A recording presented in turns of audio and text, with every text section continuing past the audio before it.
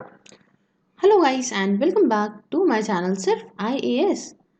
तो यहाँ पे विजन आई से करंट अफेयर जो कि दिसंबर 2020 के हैं उन्हें कंटिन्यू करके हुए आज मैं आपके लिए न्यूज़ इन शॉर्ट का टॉपिक लेकर आई हूँ। टॉपिक थोड़ा बड़ा होने की वजह से इसे कुछ पार्ट्स में करेंगे, तो इस वीडियो में हम पार्ट 1 को कवर करने जा रहे हैं। तो आइए शुरू करने से पहले चैनल को सब्सक्राइब कर लीजिए, बेल आइकन को प्रेस कर लीजिए ताकि आपको रेगुलर अपडेट्स मिलती रहें। शुरुआत करेंगे सबसे पहले टॉपिक से। कहता है करेंसी मैनिपुलेटर्स मॉनिटरिंग लिस्ट। क्या है बात, क्या है? तो देखिए, यूनाइटेड स्टेट्स ने एक बार फिर से इंडिया को इंक्लूड करा है अपनी मॉनिटरिंग लिस्ट में उन कंट्रीज की जो जिसमें potentially questionable foreign exchange policies के साथ और करेंसी मैनिपुलेशन के साथ। अभी समझाते हैं आपको। इंडिया को पहले क्या हुआ था कि इसको एक बार और इंक्लूड करा गया था इस करेंसी वॉच लिस्ट में अक्टूबर 2018 में, बट बाद में इस लिस्ट से हटा दिया गया था मई 2019 में। अब बात आती है कि करेंसी मैनिपुलेटर है क्या जिसके अंदर इंडिया को ऐड कर दिया गया। देखिए, करेंसी मैनिपुलेटर एक लेबल दिया जाता है यूनाइटेड स्टेट की सरकार के द्वारा उन कंट्रीज को जिनको इनको लगता है कि ये किसी अनफेयर करेंसी प्रैक्टिसेस में जो है वो इंगेज हैं। कैसे भाई, ये क्या कर रही है? इनको ऐसा शक होता है, इनको ऐसा लगता है कि जो कंट्रीज हैं, कुछ कंट्रीज ऐसी हैं वो क्या कर रही हैं कि अपनी कंट्री को डिवैल्यूएट कर रही हैं डॉलर के अगेंस्ट और जानबूझ के जो है वो कुछ फ़ायदा लेने के लिए जो है वो ऐसा कर रही हैं। देखा है, चाइना अक्सर अपनी जो है करेंसी को डिवैल्यूएट कर देता है, या भाई इसमें फ़ायदा मिल जाता है कि भाई हम डेवलपिंग कंट्री हैं, बहुत पिछड़े देश हैं, इसका फ़ायदा मिलता है, ट्रेड में फ़ायदा मिलता है। तो यहाँ पे यूएस ने इंडिया को भी इसमें घसीट लिया है। अब अगर मान लीजिए कोई कंट्री करेंसी मैनिपुलेटर के तौर पे डेजिग्नेट कर दी गई, तो इसका मतलब ये नहीं है कि तुरंत इस पर कोई पेनाल्टी या कोई चार्ज लग जाएगा, बट ये है कि इसमें जो बाकी सारी कंट्रीज होंगी, जब वो फाइनेंशियल मार्केट में वर्ल्ड लेवल की बात हो रही होगी, तो बाकी सारी कंट्रीज का थोड़ा सा कॉन्फिडेंस उस कंट्री पे कम हो जाएगा। ये बात होती है। अब देखिए, यूनाइटेड स्टेट्स का आखिरकार क्या क्राइटेरिया है इस वो किसी कंट्री को एक करेंसी मैनिपुलेटर के तौर पे कब लेबल देता है। तो पहला तो ये है कि कंट्री में एटलीस्ट यहाँ पे country must have at least 20 billion plus bilateral trade surplus with US. मतलब ऐसा हो कि मान लीजिए यूनाइटेड स्टेट्स के साथ में पर्टिकुलर कंट्री जो है वो ट्रेड करती हो और ये जो कंट्री है ये 20 बिलियन डॉलर से प्लस में हो, मतलब यहाँ ये फायदे में चल रही हो ट्रेड में, बायलेटरल ट्रेड में, मतलब इंडिया सॉरी इस कंट्री के ट्रेड में यूएस के साथ में। ठीक है, तो 20 बिलियन डॉलर प्लस में हो। दूसरा क्या हो कि फॉरेन करेंसी इंटरवेंशन जो है वो 2% जो जीडीपी का है उससे ज़्यादा एक्सीड कर रहा हो। और तीसरा, जो ग्लोबल करंट अकाउंट सरप्लस है वो 2% जीडीपी से का हो। ठीक है, यहाँ पे क्या है कि global current account surplus exceeding 2% of GDP. तो ये तीन क्राइटेरिया की वजह से जो है इसको यहाँ पे किसी भी कंट्री को यूनाइटेड स्टेट्स करेंसी मैनिपुलेटर के तौर पे लेबल दे देता है। अब इंडिया देखिए, सालों से इसके अच्छे खासे रिश्ते रहे हैं और हमेशा से ही हम सरप्लस में रहे हैं यूएस से ट्रेड करते वक्त। ठीक है, रिसेंटली हमने यहाँ पे ये जो था भैया $20 बिलियन का मार्क वो भी क्रॉस कर लिया, तो हम पहले क्राइटेरिया में तो आ ही गए। दूसरी बात अगर हम देखें तो इंडिया का जो नेट परचेजेस है फॉरेन एक्सचेंज 264 बिलियन, या आप कह लो 2.4% है हमारे जीडीपी का। तो देख लीजिए चारों क्वार्टर में रहा है थ्रू जून 2020। तो भाई ये भी हम सेकंड क्राइटेरिया में भी आ गए थे इसके। ये बात है। इसका मतलब समझिए क्या होता है कि इंडिया के लिए यहाँ पे प्रेशर हो जाएगा आरबीआई के ऊपर कि आप यहाँ पे अब इंटरवेंशन कम करिए और अब रुपीस को, जो रुपए है उसे अब अप्रिशिएट होने दीजिए, बढ़ने दीजिए। ठीक है, अगर रिस्ट्रिक्शंस की बात करें तो टैग के अंदर कोई भी तरह की कोई ट्रेड रिस्ट्रिक्शन नहीं है कि अगर मान लीजिए कोई करेंसी मैनिपुलेटर बन गया तो अब ट्रेड नहीं होगा, ये नहीं होगा, वो नहीं होगा, ऐसी कोई बात नहीं है। इकोनॉमी के टर्म में बताऊं तो अच्छा रुपी होगा, स्ट्रॉन्गर रुपी जो है वो पार्शियली ऑफसेट करेगा impact of rising oil prices on imports. तो ये है। और आरबीआई के लिए बताऊं तो सेंट्रल बैंक यहाँ पे डाइवर्सिफिकेशन ऑफ इस रिजर्व यहाँ इंक्रीज कर सकता है ताकि नॉन डॉलर असेट्स को यहाँ पे इंक्लूड करा जा सके। मतलब अपना जो भी उनका रिजर्व है उसमें जो है वो अलग अलग जगह पे डाइवर्स कर सकते हैं ताकि जो है इनको नॉन डॉलर असेट्स में ये और चीज़ें नॉन डॉलर असेट्स को अपने पास इंक्लूड कर सके। ठीक है, नेक्स्ट बात आती है बीएससी ई एग्रीकल्चर मार्केट, शॉर्ट फॉर्म देख लीजिए बीम है। बीएससी का फुल फॉर्म जानते हैं क्या होता है? Bombay stock exchange. और इसने ही लॉन्च करा है यहाँ पे एक इलेक्ट्रॉनिक स्पॉट प्लेटफॉर्म जो कि एग्रीकल्चर कमोडिटीज के लिए होगा।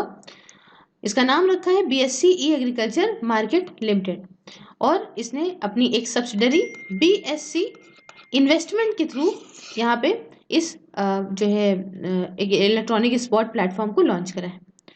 ये प्लेटफॉर्म काम कैसे करेगा? ये प्लेटफॉर्म काम करेगा एक national institutionalised electronic transparent commodity spot trading platform के तौर पे, जो आपका ये इनका हमारे प्रधानमंत्री का सपना है ना, एक सिंगल मार्केट, और चीज़ सिंगल हो, तो ये भी यहाँ पे सिंगल लोगों के लिए है, तो लोगों के लिए नहीं है, सिंगल जो है प्लेटफॉर्म है जहाँ सब कुछ आपको मिल जाएगा।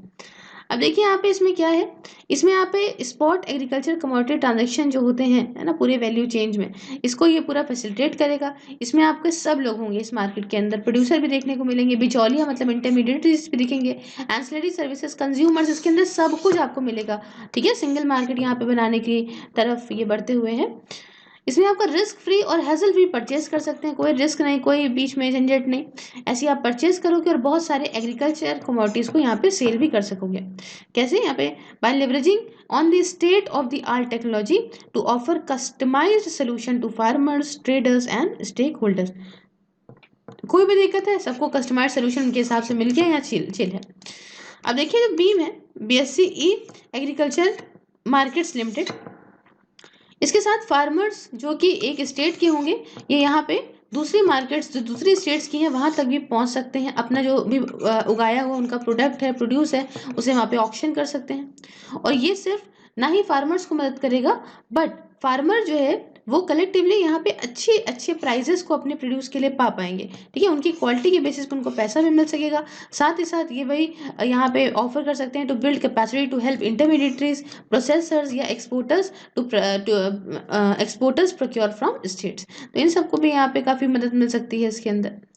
अब देखिए ये मैंने बताया ना स्पॉट मार्केट के बारे में, तो स्पॉट मार्केट के बारे में कुछ बताना चाहूँगी। स्पॉट मार्केट वो जगह होती है जहाँ पे फाइनेंशियल इंस्ट्रूमेंट जो है वो एक्सचेंज करे जाते हैं फॉर इमीडिएट डिलीवरी, जैसे कमोडिटीज, करेंसीज, सिक्योरिटीज। ठीक है, अब ये तुरंत चाहिए तो तुरंत यहाँ पे ऐसे ही जो है वो फाइनेंशियल इंस्ट्रूमेंट पैसा वैसा दिया और ये कमोडिटी ले ली या करेंसी ले लिया, जो भी है सिक्योरिटीज वगैरह ले ली, तो एक स्पॉट मार्केट इसको बोलते हैं। और स्पॉट मार्केट स्पॉट कमोडिटी जो है ऐसी कमोडिटी होती है जिसको बेचा जाता है। स्पॉट मार्केट के अंदर जो बेचा जाता है इस इंटेंशन से बेचा जाता है कि हम ये यहाँ पे डिलीवर करेंगे बायर को फेयरली और इमीडिएटली, तुरंत, या प्रेजेंटली, या with in only a few days. ठीक है, कुछ वक्त के अंदर दे देंगे या तुरंत उसको जो है बायर को पहुंचा देंगे। तो ये होता है स्पॉट, ऑन द स्पॉट से याद रखिएगा, स्पॉट मार्केट ये समझ में आ जाएगा। फिर नेक्स्ट जो टॉपिक है वो कहता है UNCTAD इन्वेस्टमेंट प्रमोशन अवार्ड्स। ये क्या है?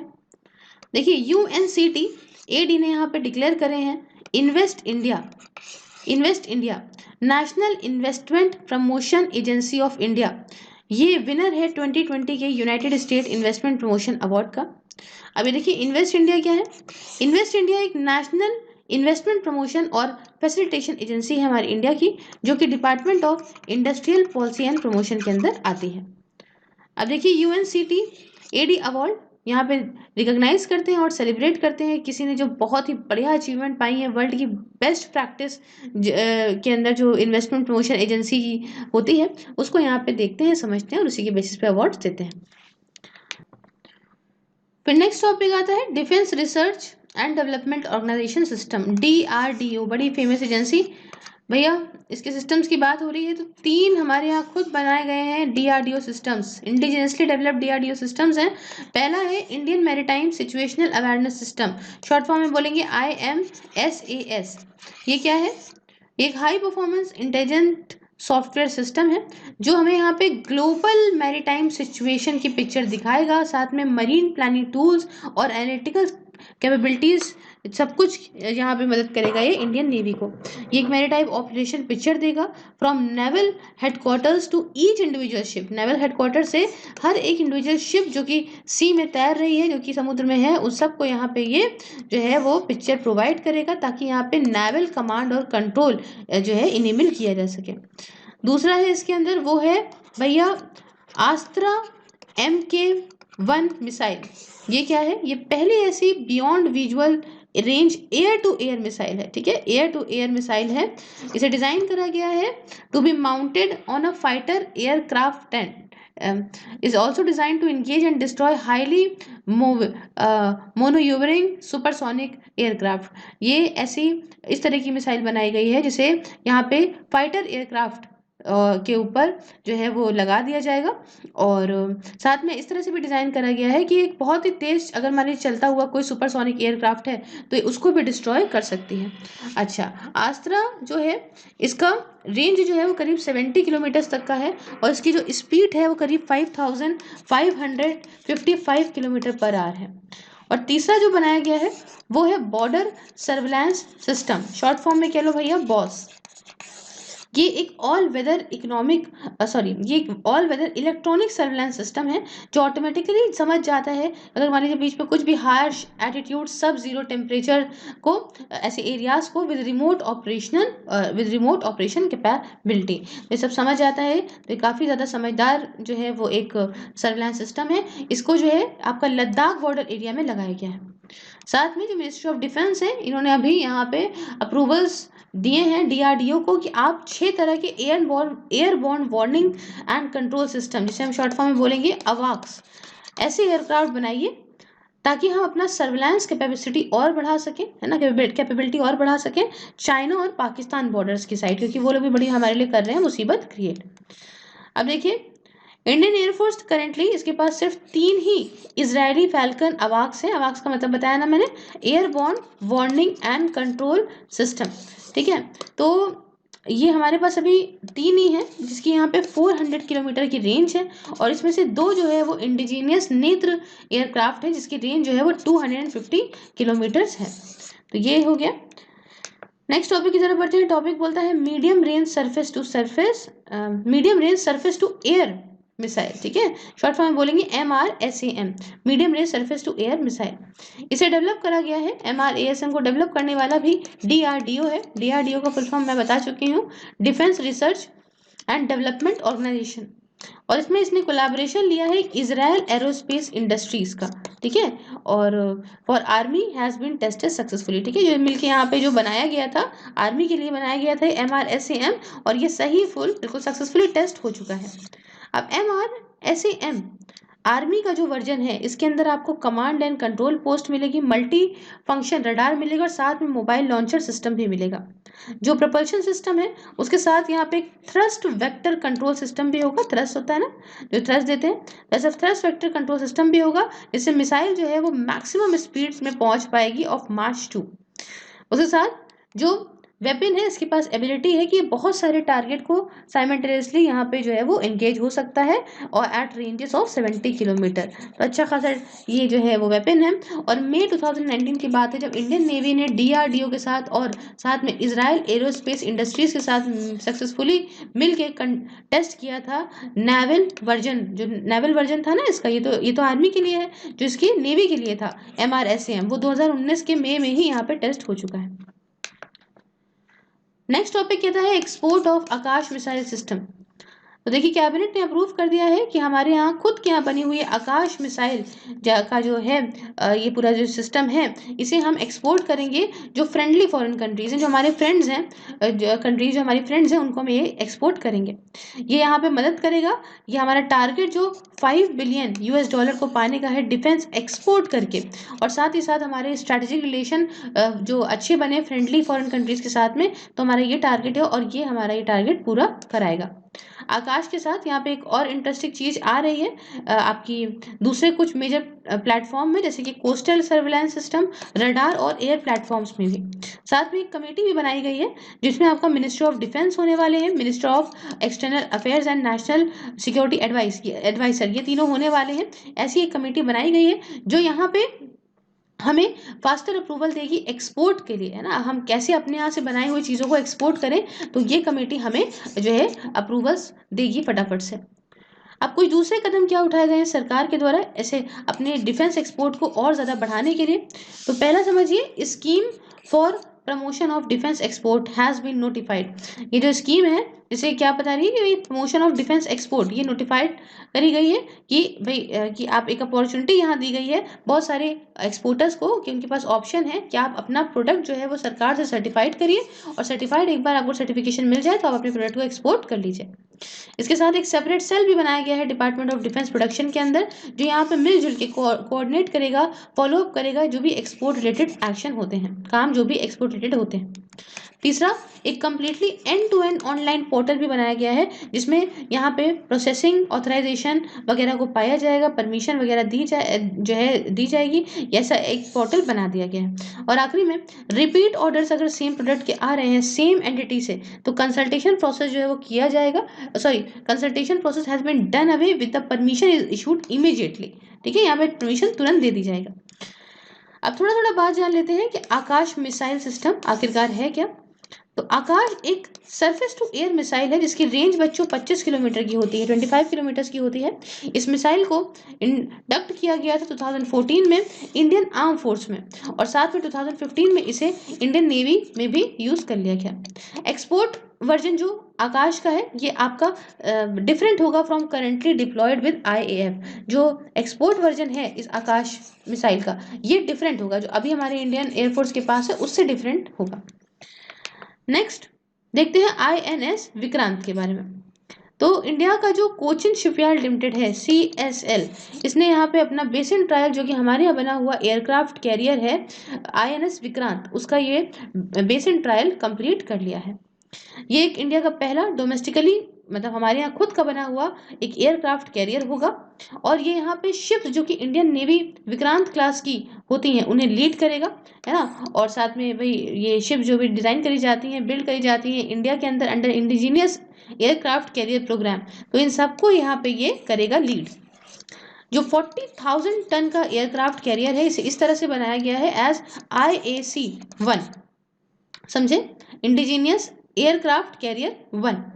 ये एक ski jump operates a ski jump assisted short take off but arrested recovery, STOBAR जिसको बोलते हैं STOBAR, स्टोबर लॉन्च सिस्टम है एयरक्राफ्ट को लॉन्च करने के लिए, समझिए ये क्या है स्टोबर STOBAR, फुल फॉर्म होता है इसका short take off but arrested recovery.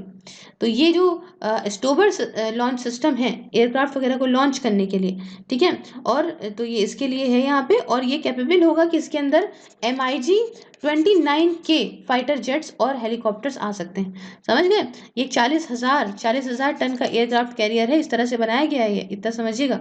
ये मतलब इसी से लॉन्च कर सकते हैं हम यहाँ पे क्या, यहाँ पे एयरक्राफ्ट को लॉन्च कर सकते हैं।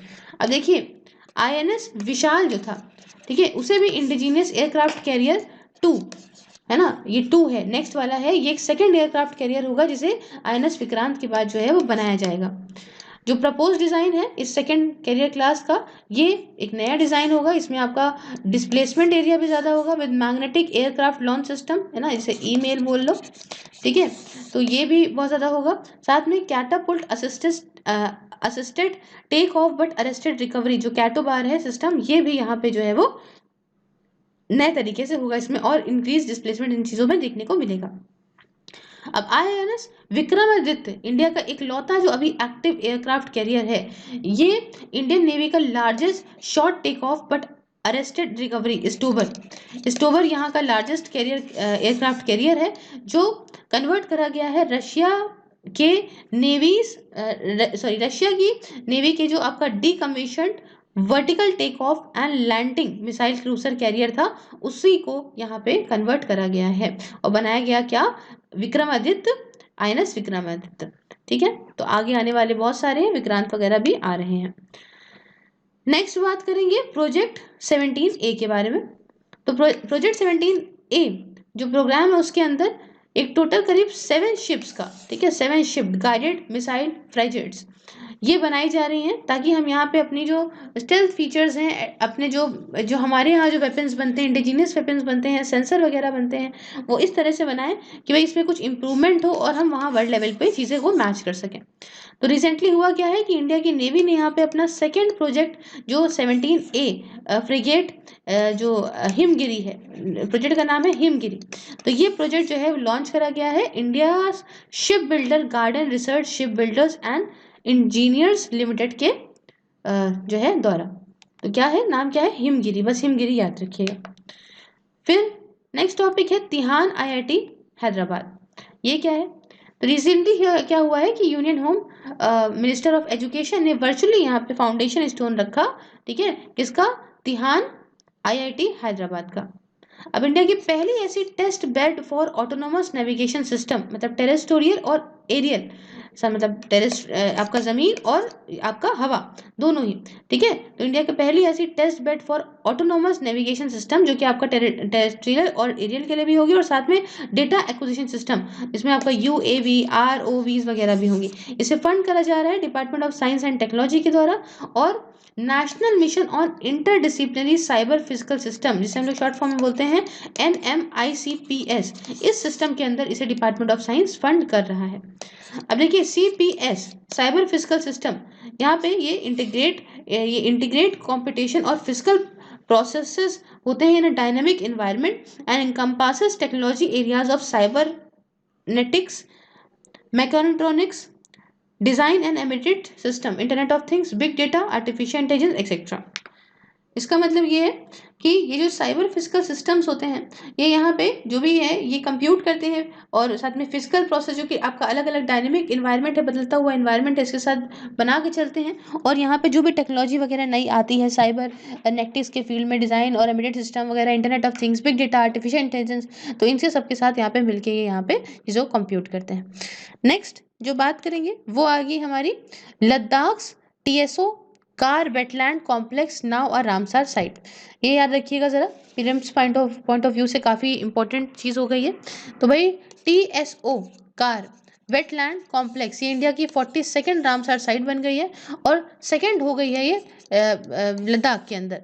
अब जो TSO मोरिडी वेटलैंड है, ये दूसरी साइट है लद्दाख के अंदर, तो दो साइटें आपको देखने को मिलेंगी लद्दाख में। अब जो TSO नाम देख लीजिए, TSO कार बेसिन, ये एक हाई एटीट्यूड वेटलैंड है कॉम्प्लेक्स, इसमें आपका कंसिस्ट है मतलब जिसके अंदर आपको दो प्रिंसिपल वाटर बॉडीज देखने को मिलेंगी। एक का नाम है स्टार्ट सपुक TSO और दूसरी का नाम है TSO कार, ठीक है। एक तो TSO कार खुद है और दूसरी वाटर बॉडी है यहाँ पे स्टार्ट सपुक TSO, ठीक है। तो इसके अंदर ये मिलेंगी, और जो स्टार्ट सपुक TSO है ये एक फ्रेश वाटर लेक है, ये आपका साउथ में मिलती है, और जो TSO कार है ये एक हाइपरसेलिन लेक है जो कि आपको नॉर्थ में मिलती है। तो ये देख लीजिए दोनों में कितना डिफरेंस है। अब जो TSO कार बेसिन है ये एक A1 कैटेगरी का इम्पॉर्टेंट बर्ड एरिया है, क्योंकि as per bird life international, and एक काफ़ी ज़्यादा एक अच्छी खासी जानी मानी एक इम्पॉर्टेंट स्टेजिंग साइट है सेंट्रल एशियन फ्लाईवे में। मतलब एरिया जो आपका सेंट्रल एशियन फ्लाईवे, मालूम है किसको बोलते हैं, सेंट्रल एशियन फ्लाईवे बोलते हैं, जो एरिया आपका यूरेशिया और बिटवीन आर्टिक और इंडियन ओशन के बीच का पड़ता है ना, और जो आसपास के उसके आइलैंड वगैरह चेन चलती आ रही है, ये सबको जो है वो सेंट्रल एशियन फ्लाईवे बोलते हैं। अब ये एक ब्रीडिंग एरिया है, स्पीशीज जैसे कि ब्लैक नेक क्रेन आते हैं भाई, ग्रेट क्रेस्टेड ग्रीब आती है आपकी, बार हेडेड गीस आती हैं, ब्लडी शेल्टक वगैरह आती हैं, तो काफ़ी अच्छा ब्रीडिंग ग्राउंड है। और A1 कैटेगरी जो है उसने ग्लोबली जो है थ्रेटन करा है स्पीशीज़ को। कुछ दूसरी कैटेगरीज भी होती हैं जैसे कि A2।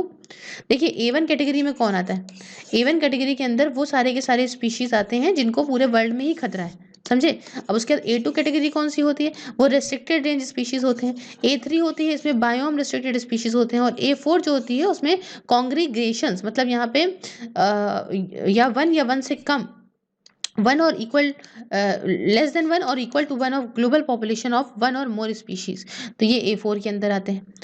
तो ऐसे ही कुछ इसके अंदर कैटेगरीज दी गई हैं। अब कुछ रामसर के बारे में जान लेते हैं, रामसर साइट क्या होती है। तो देखिए कई सारी गवर्नमेंट, मतलब इंटर गवर्नमेंट ट्रीटी है जिसे हम लोगों ने 1971 में अडॉप्ट किया था। हम लोगों ने कहा यहाँ की नहीं है, राम नाम सुन के ये समझ सोचिएगा कि इंडिया की है, इंडिया की बिल्कुल भी नहीं है।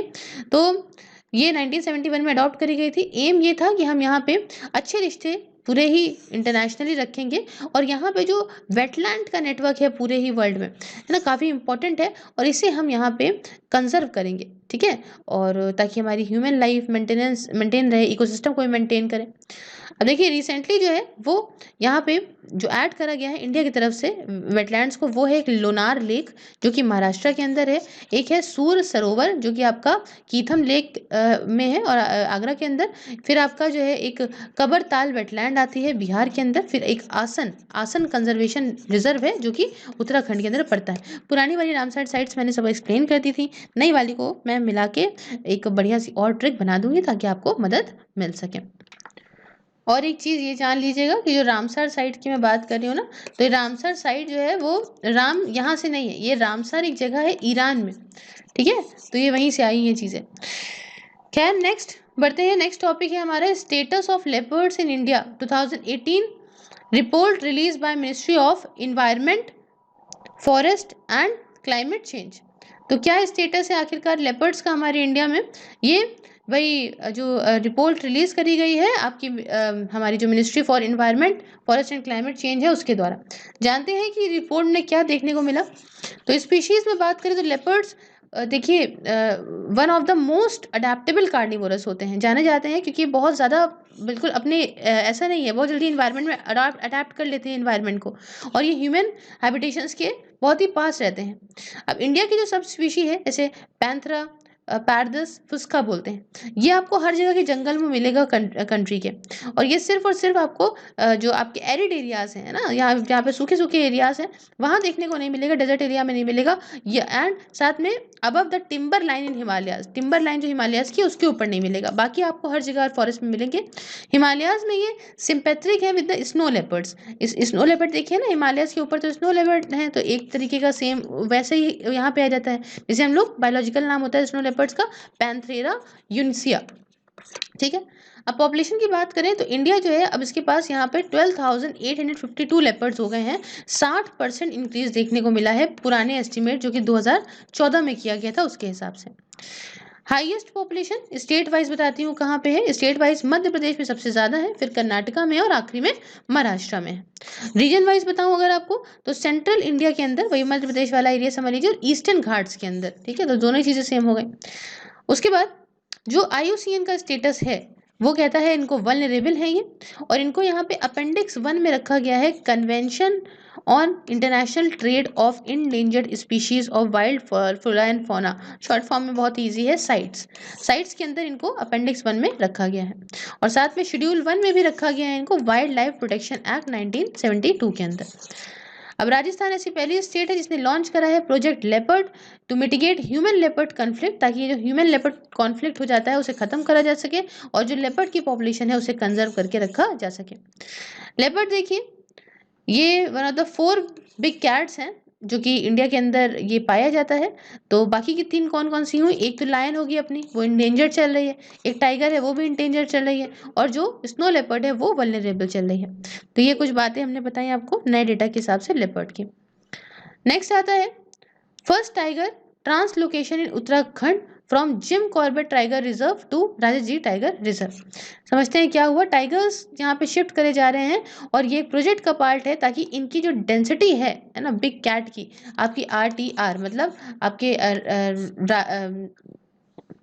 राजाजी टाइगर रिजर्व में यहाँ पे जो है इनकी डेंसिटी को बढ़ाया जा सके। A project for translocation of tigers to the western part of Rajaji was approved by National Tiger Conservation Authority 2016 में। 2016 में क्या हुआ था कि नेशनल टाइगर कंजर्वेशन अथॉरिटी ने अप्रूव कर दिया था कि ठीक है आप जो टाइगर्स हैं उनको यहाँ पे ट्रांसलोकेट कर दो राजाजी टाइगर रिजर्व के अंदर। अब जो नेशनल टाइगर कंजर्वेशन अथॉरिटी है बच्चों, ये एक स्टैट्यूटरी बॉडी है, मतलब it is made by the act of the parliament जो कि आपकी ministry of environment forest and climate change के अंदर आती है, ताकि यहाँ पे ये बॉडी क्या करती है टाइगर को और कैसे हम कंजर्व कर सकते हैं इस पे काम करती है। अब ट्रांसलोकेशन जो है इसे ये is the managed movement of, ये होता क्या है तब प्रॉपर मैनेजमेंट से यहाँ पे जो है जिंदा जो इंडिजिनियस प्लांट्स या एनिमल्स हैं उनको एक लोकेशन से दूसरी लोकेशन में शिफ्ट कर देते हैं। ये किस लिए करते हैं? ये इसलिए भी करते हैं बच्चों, पहला रीज़न होता है कि स्पीशी का और चांस बढ़ाएं कि और ज़्यादा मतलब ऐसे इन्वायरमेंट में हम डाल रहे हैं जहाँ पे उसके ज़िंदा रहने के चांसेस ज़्यादा हैं। दूसरा, ये रिस्टोरेशन प्रोग्राम का एक पार्ट हो। या तीसरा कि हम एक स्पीशी मतलब to establish a species for a specific purpose, जैसे कि आपका एडवोकेसी, एजुकेशन या साइंटिफिक स्टडी के लिए अगर हम किसी स्पीशी को किसी जगह पे भेज रहे हैं। अब देखिए राजाजी टाइगर रिजर्व जो है वो आपको कहाँ मिलेगा? अगर आपने घूमा है बहुत अच्छी बात है, लेकिन उत्तराखंड में ये है। ये शिवालिक रेंज जो हिमालयाज की उत्तराखंड में वहाँ पे है, और एक सेकेंड लार्जेस्ट टाइगर रिजर्व का है उत्तराखंड में आफ्टर JCTR, ठीक है, जिम कॉर्बेट टाइगर रिजर्व, ठीक है, उसके बाद जो है सेकंड आता है। अब देखिए जिम कॉर्बेट टाइगर रिजर्व ये आपको नैनीताल में देखने को मिलेगा। आप गए भी होंगे बहुत सारे लोग इसमें से, उत्तराखंड में नैनीताल है वहाँ पे है। और ये ओल्डेस्ट पार्क है हमारे इंडिया का, बहुत पुराना भाई, ओल्डेस्ट है, 1936 में ये इस्टेब्लिश हुआ था कि ताकि उस समय यहाँ पे बंगाल टाइगर को प्रोटेक्ट करने के लिए रखा गया था। Park was the first to come under the project tiger initiative, और ये पार्क ऐसा पहला पार्क है जो आया था टाइगर को प्रोटेक्ट करने के लिए, जो कदम उठाए गए थे उसके लिए। नेक्स्ट बात करते हैं यहाँ पे नेक्स्ट टॉपिक की, जो कहता है यहाँ पे भाई international blue flag hosted at 8 beaches across the country. International blue flag को जो है वो फहराया गया 8 बीचेस में पूरे कंट्री के अंदर। जानते हैं वो 8 बीचेस कौन से थे? एक था कप्पद जो कि केरला के अंदर था, फिर था एक शिवराजपुर जो कि गुजरात के अंदर था, फिर था एक घोगला जो कि दीव के अंदर था, साथ में कसर गोद था जो कि आपका पुदुबिद्री आपका कर्नाटका के अंदर था, फिर आपका ऋषिकोंडा आंध्र प्रदेश में, गोल्डन उड़ीसा के अंदर, और साथ में रंधान नगर आपका अंडमान है निकोबार के अंदर जो आइलैंड्स हैं उनके अंदर। ये 8 ऐसे बीच थे जहाँ पे जो इंटरनेशनल ब्लू फ्लैग है उसे होस्ट करा गया। अब देखिए साथ में इंडिया ने अभी एक टारगेट रखा है कि हम यहाँ पे ब्लू फ्लैग सर्टिफिकेशन पाएंगे फॉर 100 मोर बीचेस, 100 और यहाँ पे बीचेस के लिए पाएंगे। अभी तो हमने सिर्फ 8 जगह करा है, अगले 3 से 4 सालों में 100 और बीचेस के अंदर लाया जाएगा। अब ये जो ब्लू फ्लैग बीच है ये क्या होता है? ये ब्लू फ्लैग जो बीच है ये इको टूरिज्म मॉडल है बच्चों, ताकि यहाँ पे टूरिस्ट को या बीच जो जाते हैं वो यहाँ पे देखें क्लीन और हाइजीनिक बेथिंग वाटर मिले, फैसिलिटीज़ मिले, एम्यूनिटीज़ मिले, सेफ और हेल्दी इन्वायरमेंट मिले, और सस्टेनेबल डेवलपमेंट हो उस पर्टिकुलर एरिया का। अब सर्टिफिकेशन जो है ये दिया जाता है बाय डेनमार्क बेस्ड एक फाउंडेशन है जो कि डेनमार्क बेस्ड है, फाउंडेशन फॉर इन्वायरमेंट एजुकेशन, उसके द्वारा सर्टिफिकेशन दिया जाता है। और ये यहाँ पे बेस्ड है 33 क्राइटेरिया में जो कि 4 मेजर हेड्स के अंदर आते हैं। कौन कौन से? एक आपका इन्वायरमेंट एजुकेशन एंड इंफॉर्मेशन, दूसरा आता है बेथिंग वाटर क्वालिटी, तीसरा आता है environment management and conservation, and फिर आता है safety and services in the beaches. तो ये सारा कुछ आता है इसके अंदर, ये सब आते हैं। और इंडिया ने भी लॉन्च करा है अपना खुद का eco label BEAMS, BEAMS। BEAMS का फुल फॉर्म है बच्चों beach environment and aesthetics management service. ये हमने लॉन्च करा है किसके अंदर? हमने लॉन्च करा है ICZM के अंदर। ICZM का फुल फॉर्म होता है बच्चों इंटीग्रेटेड कोस्टल जोन मैनेजमेंट के अंदर। ये प्रोजेक्ट के अंदर हमने इसको लॉन्च करा है ताकि हम यहाँ पे जो पोल्यूशन वगैरह हो जाता है ना कोस्टल वाटर्स में, उसे हम यहाँ हटाएं। उसके बाद सस्टेनेबल डेवलपमेंट हमारी बीच की फैसिलिटीज़ का करें, प्रोटेक्ट और कंजर्व करें हमारे कोस्टल इकोसिस्टम को, और नेचुरल रिसोर्सेज वगैरह वगैरह और सारे काम करें। इसकी वजह से हमने यहाँ पे जो उस एरिया में होने वाली गंदगी है, जो मरीन लिटर है, इसे हमने 78% तक कम किया है। मरीन प्लास्टिक को भी हमने यहाँ पे 83% तक कम किया है 10 कोस्टल स्टेट्स के अंदर। साथ में ये जो इंटीग्रेटेड कोस्टल जोन मैनेजमेंट है ये यहाँ पे सस्टेनेबल डेवलपमेंट और मैनेजमेंट जो कि कोस्टल जोन्स का है उसे प्रमोट करता है। इतनी बात समझ में? नेक्स्ट बात करेंगे नेक्स्ट टॉपिक के बारे में। टॉपिक कहता है, नेक्स्ट पार्ट कुछ नहीं कहता है, यहाँ पे खत्म करते हैं इस पार्ट को, पार्ट 1 को ओवर करते हैं। नेक्स्ट पार्ट में मिलेंगे पार्ट 2 के अंदर सारे टॉपिक्स कंप्लीट करते हुए।